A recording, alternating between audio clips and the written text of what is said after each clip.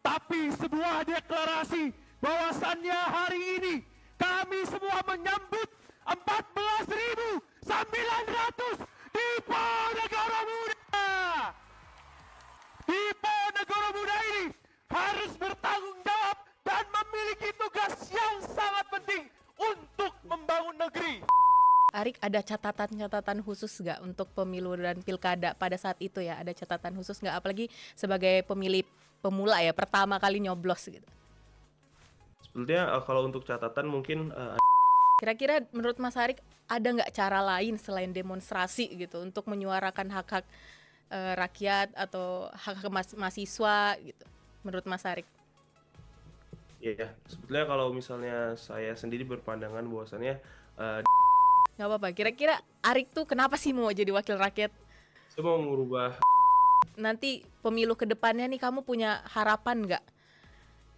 ya tentu ya harapannya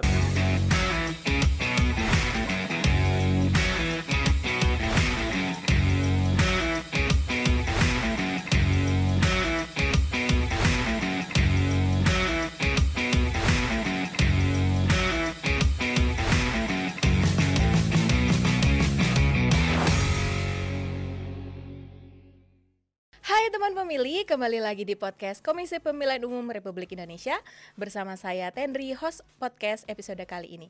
Teman pemilih, kita kedatangan tamu spesial dari mahasiswa Universitas Diponegoro. Kita akan ngobrol banyak tentang demokrasi di Indonesia dari perspektif mahasiswa. Sudah hadir bersama kita secara daring, Mas Arik, halo. halo Mbak Tenri, Iya, ini panggil Mas Kak atau apa nih? panggilnya Mas aja Oh sih. Mas aja ya, oke. Mas Arik boleh perkenalkan dirinya? Oh iya, perkenalkan Mbak Tenri, saya Arik dari Universitas Diponegoro yang saat ini sekarang menjadi Ketua BEM Undip tahun 2025. Sekarang mahasiswa di jurusan apa, Mas? Saya di Fakultas Hukum Undip, Mbak. Oh, ih keren. Fakultas Hukum memimpin BEM Undip. Keren. Sejak kapan jadi ketua BEM-nya, Mas? Saya jadi Ketua BEM sejak tahun 2025 awal, Mbak, dari bulan Oh, Januari. baru berarti ya ini ya? Ya, baru menjabat di tahun ini, di 2025 kemarin. Oke. Oh ya, sekarang jadi ketua BEM sejak 2025. Ini aktivitasnya apa aja nih dari 2025 dari awal menjabat sampai sekarang bulan September, apa nih aktivitas yang dilakukan? Kalau untuk aktivitas sebetulnya udah banyak gitu Mbak, dari awal tahun kepengurusan ya, dimulai dari perekrutan teman-teman fungsionaris, kemudian juga beberapa waktu belakang juga menjalankan program-program yang dari setiap bidang yang ada di BEM Undip ini juga dijalankan, serta kita juga mengawal isu-isu sih Kak, dari isu kampus, regional dan juga nasional. Tentu ini banyak kaitannya juga dengan kondisi hari ini, kondisi demokrasi dan juga keadaan dari beberapa waktu belakangan seperti itu sih Kak. Oke, emang pemimpin tuh emang harus menyuarakan rakyat-rakyatnya ya. Kalau di BEM Undip kan rakyat-rakyatnya mahasiswa di Undip ya. Ya sesuai dengan hakikat dari BEM itu sendiri sih Kak, kita mencoba untuk jadi motor dalam ranah pergerakan, pelayanan juga pengabdian juga perkaderan di mahasiswa sih. Betul, setuju. Pemimpin-pemimpin kita juga harus kayak gitu ya. Ini BTW kemarin Arik milih nggak pas pemilu sama pilkada? Kemarin di 2024 ya, 2024. itu saya pertama kali jadi pemilih gitu ketika saya hidup gitu. Jadi memang pertama kali pengalaman dalam iklim demokrasi ya di tahun 2024 di pemilu dan juga pilkada. Wis, pengalaman pertama dong ya. Seru nggak? Seru. Ya, merasakan bagaimana kita mencoblos di kotak suara itu ada sedikit perasaan bangga gitu sih, Mbak. Karena ini ya menyuarakan hak kita dalam coblosan itu kayak nih gue milih Ya, ini gitu. betul. Karena ya biasanya ngeliat orang tua doang gitu kan yang Mm-mm. datang dan memilih, sedangkan ya hari ini kita merasakan sendiri gitu bahwasannya kita mencoba melakukan proses demokrasi secara langsung juga gitu. Keren. Nah, gimana perasaannya setelah nyoblos pas itu apalagi pertama ya? Ada Hmm. apa gitu dia yang dirasain pas hari hanya atau setelahnya? Ya sebetulnya banyak harapan sih Mbak. Sebetulnya ketika mencoblos itu kan kita memberikan suara hak kita untuk para calon pemimpin di negeri ini, pemilu dalam ranah legislatif juga gitu kan wakil rakyat kita. Dan sebenarnya perasaan saya pada saat itu ya saya mencoba untuk bangga lah bahwasannya saya menaruh harapan yang besar kepada calon-calon yang saya pilih. Sebetulnya itu sih Mbak. Oke. Nah, dari pengalaman itu, Arik ada catatan-catatan khusus nggak untuk pemilu dan pilkada pada saat itu ya? Ada catatan khusus nggak? Apalagi sebagai pemilih pemula ya, pertama kali nyoblos gitu. Sebetulnya kalau untuk catatan mungkin ada beberapa hal yang kemarin sudah disuarakan juga gitu pada saat di tahun lalu ya terkait dengan ya mungkin ada pelonjakan suara yang sangat signifikan gitu di beberapa daerah yang mungkin hari ini juga belum terbukti gitu apakah itu benar atau tidak dan harapannya itu tidak benar-benar terjadi ketika memang dalam proses quick count ya ataupun ya pendataan dari KPU saya lupa itu Mbak apa namanya mungkin yang Sirekap, sirekap. Ya si rekap itu kan ada beberapa yang bermasalah gitu Mbak. Mungkin itu yang menjadi catatan karena kelihatan betul gitu ada pelonjakan yang sangat signifikan. Apakah itu benar-benar terjadi nyata atau tidak? Karena ya saya membaca di beberapa berita di media saja sih Mbak. Nah itu mungkin catatannya mungkin diperbaiki sistem si rekapnya ataupun sistem-sistem yang mungkin ya ketika kita setelah memilih itu kan ingin tahu siapa yang paling banyak suaranya. Mungkin dengan pembaharuan ataupun mungkin apa yang kemudian bisa dioptimalisasikan dalam Sirekap itu bisa jadi sebuah catatan sih Mbak. Oke, itu waktu itu sirekap yang pas pemilu ya, yang bermasalah itu ya. Ya pas pemilu sih Mbak, kalau untuk pilkada kemarin belum terlalu memantau gitu karena saya juga udah ya sudah karena di daerah saya untuk pilkada juga tidak terlalu menarik gitu. Oh iya, di mana milihnya waktu pilkada daerahnya? Di Kabupaten Serang Mbak, Oh, oh malah anak rantau ya. rantau kebetulan Hmm. ya, kemarin ada 2 calon di daerah saya dan ya kurang menarik sih Mbak, makanya saya tidak terlalu mengikuti. Oke, oke, oke. Terima kasih loh masukannya, Arik. Sangat penting bagi kita untuk mengawal demokrasi di Indonesia ya. Dari sisi KPU-nya sendiri, kita terima kasih banyak loh untuk masukan-masukannya, terutama untuk Sirekap ya. Kebetulan Sirekap itu kita sebagai alat bantu dalam rekapitulasi, berbeda dengan quick count yang digunakan oleh badan-badan survei ya. Kalau badan survei kan dia pakai quick count istilahnya, kalau kita bukan quick count. Jadi istilahnya kita alat bantu aja untuk menghitung itu, tapi di setiap daerah dibantu sama Sirekap, aplikasinya namanya. Jadi tapi karena baru pertama kali dipakai pas saat itu, mungkin masih banyak salah-salahnya, jadi mohon dimaklumi aja. Iya iya Mbak. Oke, teman pemilih, kita masih akan ngobrol lagi bersama Arik. Jangan kemana-mana, tetap di podcast Komisi Pemilihan Umum Republik Indonesia. Hai teman pemilih, kembali lagi di podcast Komisi Pemilihan Umum. Kita masih bersama dengan Arik, Ketua BEM Universitas Diponegoro. Halo Arik, masih bergabung dengan kita? Halo Mbak, masih. Oke, kita lanjutin ya ngobrol yang tadi. Nah, kita nanti mau ada video nih Arik. Kita habis lihat Instagramnya Arik. Di Reelsnya Arik ada video soal orasi ya, orasi pas menyambut maba. Nanti kita tampilin ya Mas. Ya, kita tampilin, nanti kita liatin videonya ini. Orasi dari 11 fakultas dan 1 sekolah vokasi tadi sejatinya bukanlah sebuah basi, tapi sebuah deklarasi bahwasannya hari ini kami semua menyambut 14.900 Diponegoro Muda. Diponegoro Muda ini harus bertanggung jawab dan memiliki tugas yang sangat penting untuk membangun negeri. Boleh kita ketahui kawan-kawan, memang kampus kita tidak rekat dengan julukan kampusnya raja-raja.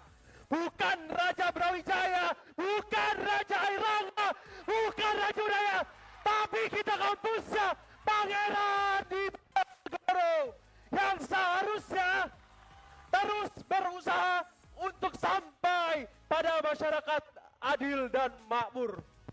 Hari ini kawan-kawan, 7 mahasiswa yang ada di Semarang dikriminalisasi. 3 diantaranya adalah mahasiswa Undip, sehingga daripada itu pegang dan kepal tangan kiri kalian kawan-kawan. Mari kita serukan solidaritas semua. Bebaskan kawan kami! Bebaskan kawan kami! Bebaskan kawan kami! Bebaskan kawan kami! Bebaskan kawan kami! Bebaskan kawan kami! Terima kasih. Nah, di video itu kan Mas Arik sebagai ketua BEM Undip ya, lagi berorasi depan mahasiswa baru tuh. Nah, aku mau nanya nih, kalau menurut Mas Arik ya sebagai ketua BEM sama mahasiswa gitu, sebenarnya tuh mahasiswa dengan demonstrasi itu apakah udah cukup ya kalau kita mau menyuarakan sesuatu gitu? Kayak sekarang kan lagi banyak tuh yang mahasiswa turun ke jalan menyuarakan hak-hak rakyat gitu. Kira-kira menurut Mas Arik ada nggak cara lain selain demonstrasi gitu untuk menyuarakan hak-hak rakyat atau hak-hak mahasiswa gitu? Menurut Mas Arik? Iya, sebetulnya kalau misalnya saya sendiri berpandangan bahwasannya demonstrasi itu merupakan suatu cara terakhir ataupun langkah terakhir dalam menyampaikan suatu pendapat, sehingga upaya-upaya pemberian masukan ataupun apa yang kemudian kita inginkan dalam sistem pemerintahan, penyelenggaraan pemerintah negara, tentu banyak langkah-langkah yang bisa kita lakukan. Salah satunya memang dengan beraudiensi dengan pihak-pihak terkait. Hari ini mungkin kebijakan-kebijakan itu hadir dari sang wakil rakyat melalui DPR RI, sehingga salah satu caranya karena DPR RI memiliki fungsi aspirasi sehingga kita bisa menempuh jalur dari audiensi tersebut gitu Mbak. Namun kita ingat juga bahwasannya sebelum mereka memiliki kewenangan untuk menyampaikan ataupun mendapatkan aspirasi, tentu salah satu wadah yang paling penting ialah dalam sistem demokrasi adalah pemilihan umum. Dan harapannya betul memang ketika kita hari ini sudah mendapatkan hak untuk bisa memilih siapa calon-calon yang kemudian pantas, kira-kira siapa yang kemudian kita amanatkan menjadi wakil rakyat. Nah, makanya salah satu cara itu kita bisa menentukan ataupun menyampaikan aspirasi kita kepada calon-calon tersebut, yang mana nanti kita bisa melakukan pemilihan terhadap calon-calon yang kita percayai. Sehingga mungkin salah satu caranya ya kita dengan melakukan pemilihan legislatif, kemudian dalam eksekutif juga ada pilpres dan juga pilkada, sehingga cara-cara itu harus dioptimalkan juga. Dan kita juga tidak menutup kemungkinan bahwasannya ya hari ini mahasiswa tidak boleh apolitis gitu. Jadi kita tetap harus bisa mengikuti terkait dengan perkembangan dari iklim demokrasi yang ada di Indonesia ini, sehingga tidak hanya melakukan demonstrasi saja, tapi juga harus paham bahwasanya hari ini banyak langkah-langkah politis ataupun langkah-langkah politik untuk merubah suatu kebijakan.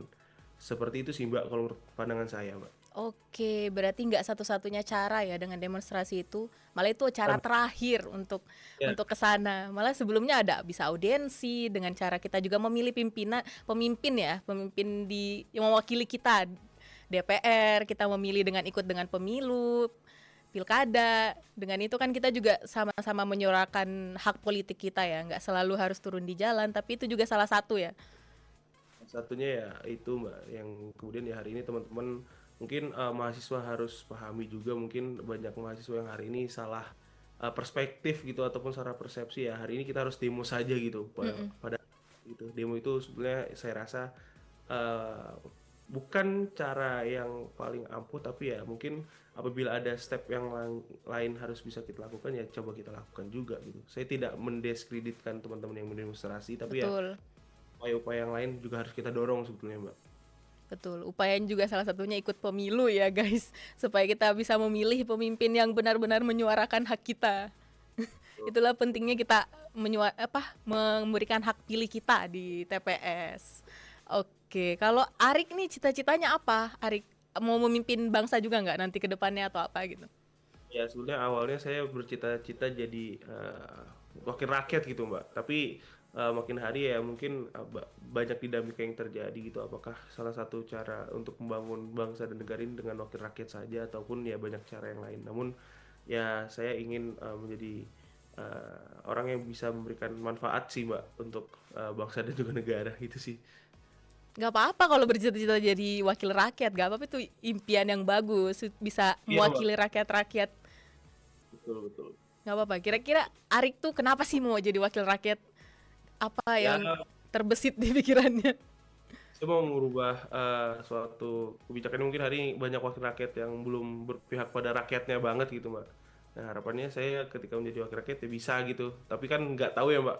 Ini masih umur 22, nggak tahu masih panjang kan perjalanan kehidupan. Nggak apa-apa, kita tuh harus bercita-cita setinggi-tinggi langit. Karena jatuhnya mau setinggi langit, mau setinggi atap juga jatuhnya sama, sakit kan. Jadi nggak apa-apa, tinggi-tinggi aja bercita-citanya. Selagi nggak ini kan, nggak dibayar gratis ini. Oke, Arik, nanti pemilu ke depannya nih kamu punya harapan nggak? Apa yang kira-kira keinginanmu yang nanti kalau pemilu ke depannya 2029 ya, nanti pemilu ke depan ada yang kamu inginkan kah dari KPU, harus gimana, saran? Iya. Tentu ya harapannya eh, sistem dari pemilihan umum yang luber jurdil harus tetap dijalankan gitu Mbak. Karena jangan sampai salah satu wadah yang memang hari ini menjadi eksekutor dalam pemilihan demokrasi ya hanya KPU saja, dan harapannya isu-isu ataupun pemberitaan terkait dengan hari ini KPU tidak netral itu coba di minimalisir, ataupun ya hari ini KPU harus bergerak secara independen. Dan kemudian harapannya pencerdasan politik juga kepada teman-teman mahasiswa ataupun pemilih yang baru gitu, sehingga teman-teman yang belum memahami bagaimana urgensi dari pemilihan umum ataupun pilkada itu ya bisa mereka pahami gitu, tidak salah memilih ataupun tidak salah langkah, sehingga itu yang kemudian harus dilakukan juga, serta ya memaksimalkan bagaimana hari ini orang-orang yang bekerja di dalam KPU, karena kan kemarin juga ada beberapa pemberitaan yang di daerah itu apa Kak namanya PSU ya Kak, atau Oh, yang orang-orang kenapa? membantu, banyak yang meninggal ataupun ya sakit gitu Kak ya, itu harapannya Oh, juga badan ad hocnya. ya banyak Heeh, ya kan KPPS, KPPS PPS. Mm-mm. Itu mungkin pas 2019 ya kalau nggak salah ya. 2019 ya, harapannya itu tidak terjadi lagi. Itu sih Kak mungkin. Oke, nggak mau jadi ini aja, cita-citanya jadi kerja di KPU aja, di jadi ketua KPU kah, jadi Ya pemimpin kalau di KPU. tangannya mengarah ke situ ya mungkin bisa gitu. Oke, yang penting berguna untuk ini ya, bangsa dan negara ya. Itu kayak doa orang tua tuh, biar anaknya bermanfaat bagi nusa dan bangsa. Iya. Oke, makasih loh Arik. Nah, terakhir nih Arik, ada pesan nggak buat teman pemilih yang nanti kan ini ditonton sama teman pemilih ya di kanal YouTube Komisi Pemilihan Umum nih. Kamu bisa ngasih pesan-pesan gitu untuk teman pemilih.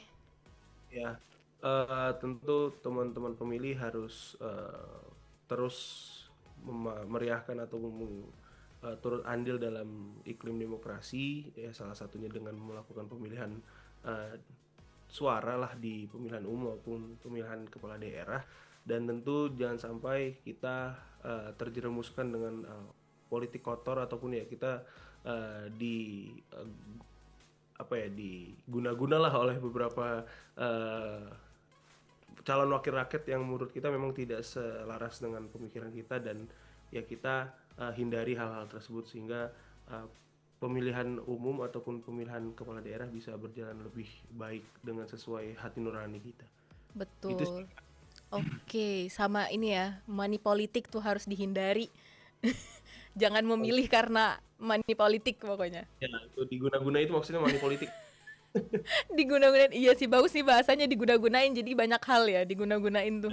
Harus benar-benar dari hati nurani dan Betul. sesuai visi dan misi kita juga sih. Kan pasti kita maunya yang terbaik ya buat negara ya. Jangan sampai nanti yang menang itu yang punya duit saja gitu Kak. Betul. Betul, setuju Arik, sebagai ini sesama anak muda ya. Kita kan Itu nanti Kak, gini, generasinya bonus demografinya kan bakal banyak banget tuh anak muda nanti. kalau kita yang masih muda ini kan pasti ngantri gitu. Kalau misalnya kita hari ini belum kaya kan juga susah Kak jadi anggota legislatif gitu. Aduh, harus nabung dulu Arik kalau mau jadi anggota DPR nanti. Nggak apa-apa, bisa nanti siapa tahu kan berubah, ada kebijakan-kebijakan Nah, yang berubah. Setidaknya nanti bisa memudahkan Arik biar maju kan. ya memudahkan yang muda-muda ini bisa maju Betul. tanpa rubah-rubah sistem konstitusi juga sih Kak. Iya, bener-bener. Jadi nggak hanya yang punya duit aja yang bisa maju. Nah, ya. Sama Betul. yang keluarga presiden juga sih Kak, biar bisa maju selain mereka aja. Oke, makasih loh Arik atas pesan-pesannya kepada teman pemilih, telah ngobrol dan bergabung kepada podcast Komisi Pemilihan Umum. Terima kasih perspektif-perspektif mahasiswanya. Semoga sukses dalam memimpin BEM Undip dan sukses untuk mencapai cita-citanya. Sukses selalu buat Arik. Terima kasih banyak. Terima kasih Kak Tendri. Iya, sama-sama. Teman pemilih, terima kasih telah bergabung di podcast Komisi Pemilihan Umum dan mendengarkan obrolan kita bersama Ketua BEM Universitas Diponegoro, Mas Arik.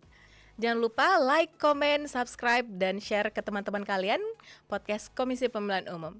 Terdepan berbicara kepemiluan. Bye-bye!